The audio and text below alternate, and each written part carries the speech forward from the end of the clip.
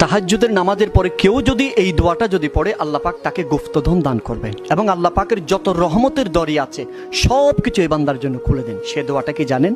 সে দোয়াটা হচ্ছে ইয়া হাইয়ু ইয়া কাইয়ুমু লা ইলাহা ইল্লা আনতা বিরাহমাতিকা ইয়া